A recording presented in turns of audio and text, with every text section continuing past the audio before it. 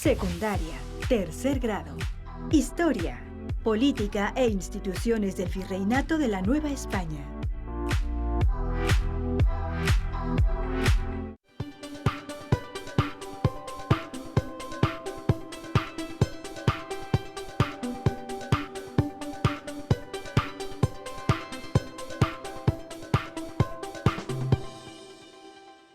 Alumnas y alumnos, sean bienvenidos a este programa.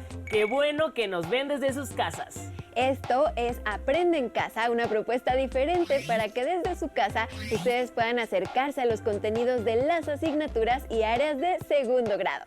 Ahora es momento de entrar en materia. Una vez conquistado el territorio mexicano, los españoles debieron reorganizar la estructura de gobierno, por lo que introdujeron cambios a nivel económico, político y religioso. Les pedimos que reflexionen sobre todo lo que pudo haber ocurrido durante 300 años.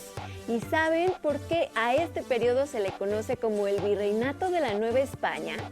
Veamos lo siguiente.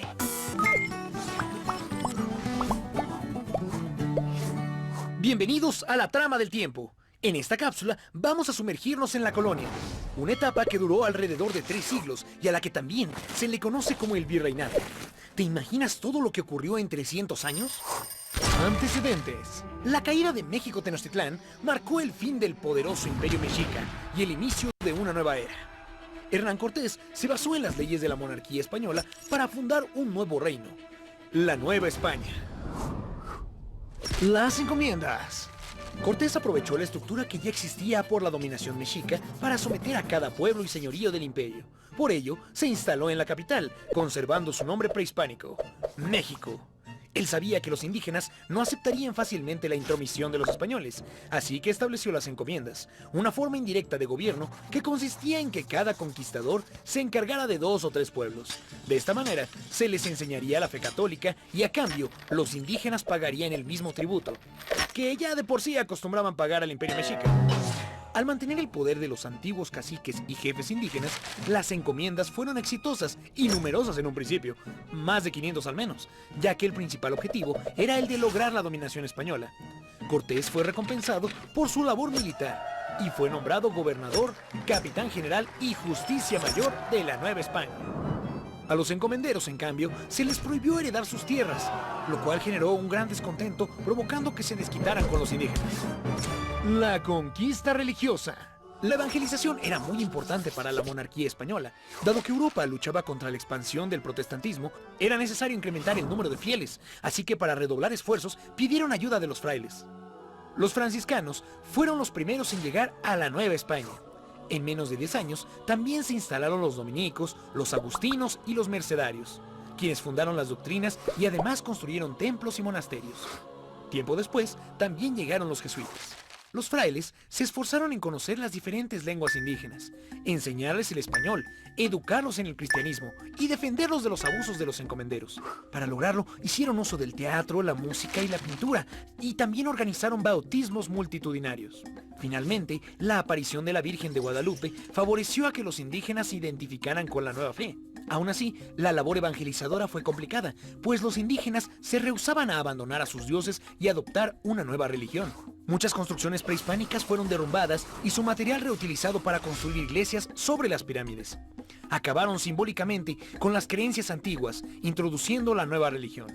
Algunos encomenderos creían innecesario evangelizar a los indígenas y prefirieron esclavizarlos. Sin embargo, la corona española los consideró vasallos y prohibió su esclavitud. Como sabrán, cambiar de creencias no es nada fácil, y por eso pasaron varias generaciones para que el catolicismo se introdujera en la población nativa. La mezcla de culturas en la colonia fue compleja, ya que siempre prevalecieron ideas y prácticas indígenas, dando vida a nuevas tradiciones. El gobierno. Como imaginarán, gobernar nuevos territorios a miles de kilómetros de distancia suena a una misión casi imposible. Aunque los primeros conquistadores y encomenderos eran fieles al rey, se hizo necesario un nuevo sistema de gobierno para evitar los abusos y el descontrol. El primer paso fue crear el Consejo de Indias, encargado de atender los asuntos de América. Además, se fundaron 2 audiencias, que impartían justicia en nombre del rey. Las audiencias estaban al tanto de lo que pasaba en los pueblos indígenas. los cuales tenían su propio sistema de gobierno, llamado República de Indios. La corona española, además de todo, decidió enviar a un virrey, una figura que además de ser el representante del rey en el nuevo continente, sería la figura de máxima autoridad, teniendo el mando supremo del gobierno, la jefatura militar, los asuntos de justicia y los asuntos de la iglesia. Justo de ahí surgió la denominación del virreinato. Sin embargo, aún quedan historias por contar. ¿Cómo se involucraron el arte y la cultura? ¿Qué tanta trascendencia tuvo la economía novohispana? ¿Cómo fue la organización de la sociedad? Todas las preguntas serán contestadas en el siguiente capítulo de La Trama del Tiempo, La Colonia. Esta historia continuará. Como vimos, los españoles debían organizar un gobierno que les permitiera mantener su dominio y evitar rebeliones de los pueblos conquistados. Así es, de la misma manera que debían cumplir con los objetivos de conservar esas tierras para el rey de España y evangelizar a los habitantes. Ahora les invitamos a ver el siguiente programa. Realicen una tabla sobre las principales instancias de autoridad en el virreinato de la Nueva España. Muy bien, vamos a verlo. A la caída de México Tenochtitlan inició un proceso de conquista y colonización en Mesoamérica llamado virreinato, que se caracterizó por una serie de cambios políticos y económicos. ¿Cuáles fueron esos cambios y cómo se instauraron en la Nueva España? Veámoslo. El virreinato se instauró en la Nueva España sobre una estructura de administración política y económica, basada tanto en el ejemplo español como en antiguas prácticas mesoamericanas.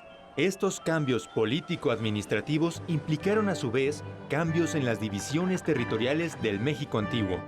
Así, surgieron nuevas instituciones políticas y formas de propiedad de la tierra.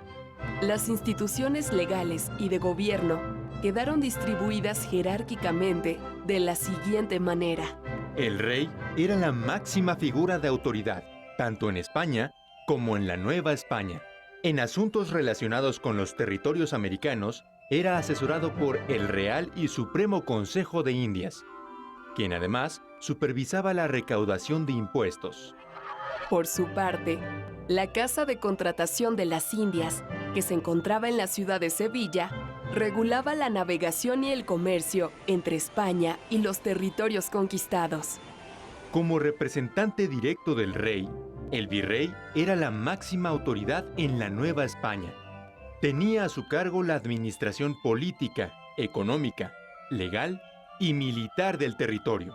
La audiencia era un tribunal de justicia que aplicaba las leyes y ejercía el poder en ausencia del virrey.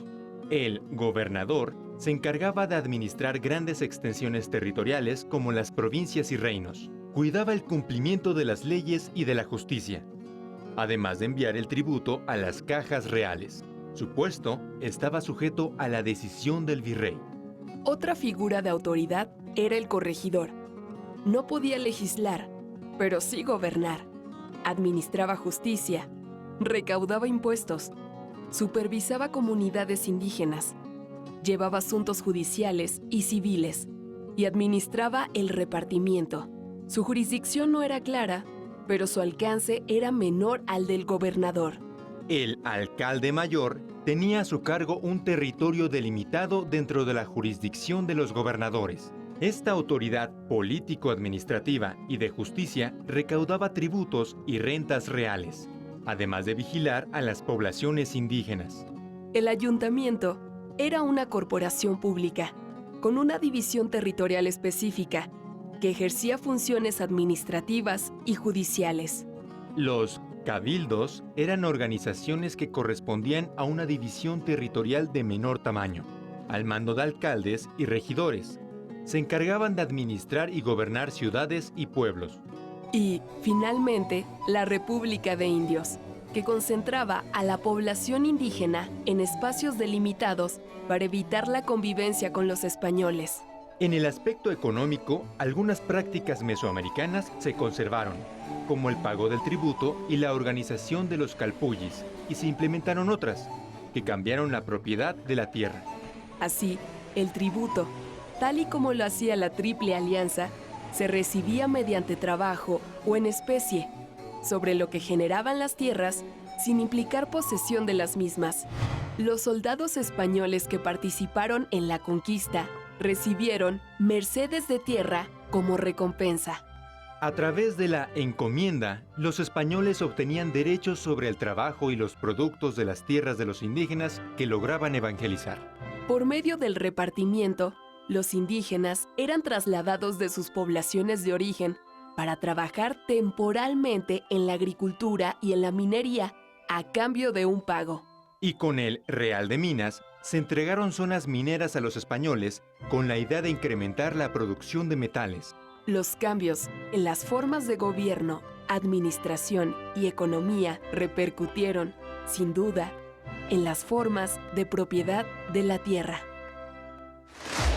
Ciertas formas de organización administrativa aún se conservan. ¿Reconoces alguna? Comenta con tus compañeros la manera en la que actualmente se ejerce esta figura.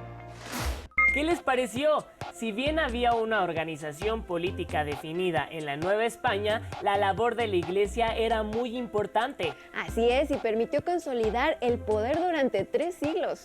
Antes de ver el siguiente segmento, considera las siguientes preguntas. ¿Cuál era la labor del Santo Oficio?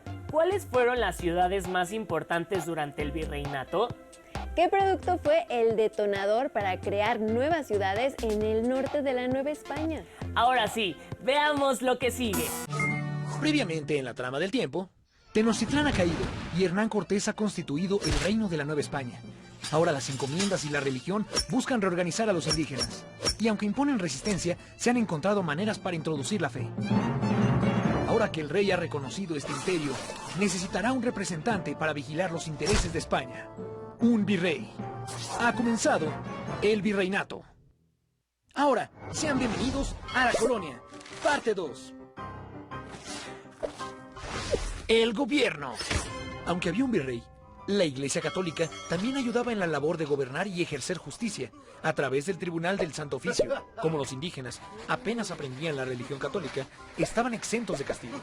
A estas alturas, parecería que el virrey tenía todo el poder, pero sus alcances políticos eran limitados. Incluso uno de los virreyes fue derrocado en 1642.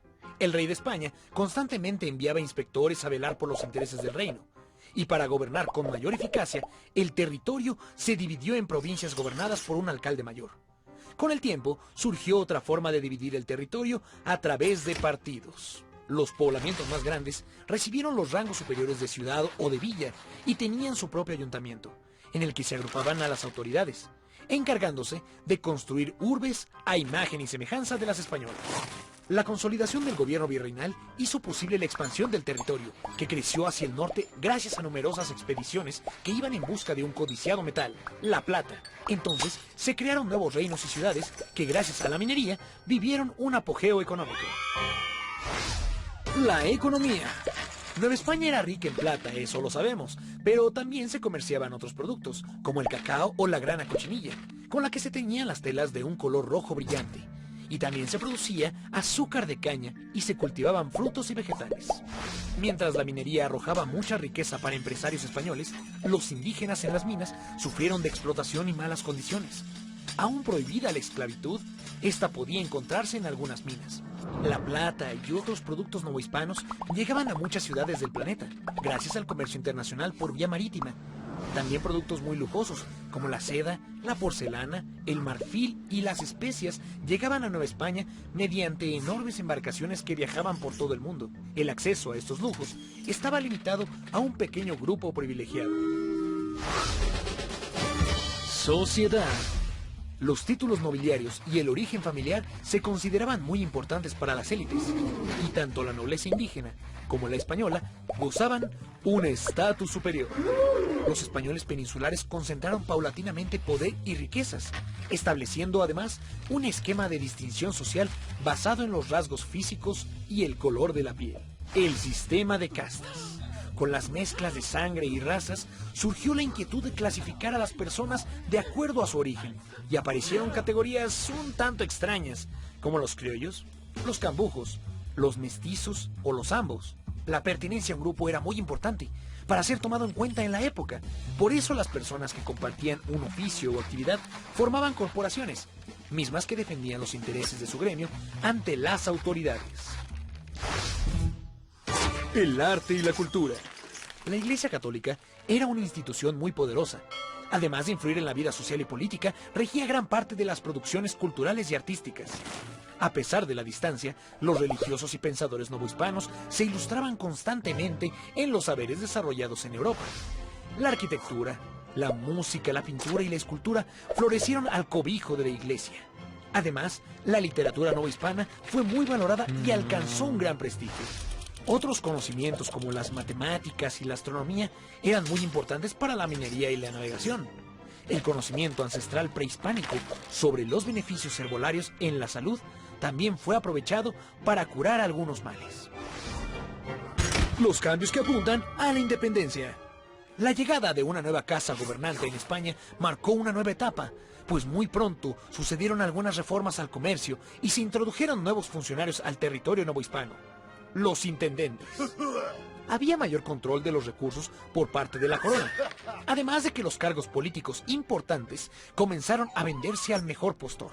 Esto benefició a los criollos, que podían acceder a algunos cargos. Sin embargo, puestos más importantes seguían perteneciendo a los peninsulares, lo que fue tachado como un acto de discriminación. Mientras la corona se ocupaba de obtener riquezas de sus colonias, las diferencias sociales entre ricos y pobres se incrementaron. Las reformas borbónicas. Para hacer más eficiente la administración de sus colonias, los Borbones, quienes regían en España desde el siglo XVIII, establecieron impuestos a las actividades productivas, como la minería y el comercio. La corona controló una parte del ahorro de los indígenas con el pretexto de prevenir desastres o epidemias, pero esta medida provocó un malestar general y recurrieron al amparo del rey. La furia ante las nuevas políticas, la agudización de las tensiones sociales y la denuncia de injusticias hacia los indígenas, así como el sentimiento criollo de la ilegitimidad monárquica, desembocaron en una poderosa crisis que se fue intensificando cuando Napoleón Bonaparte invadió España y colocó en el trono a su hermano José I. Fue en ese momento que en la Nueva España se cuestionó como nunca antes ser vasallos de un rey al que nunca habían visto.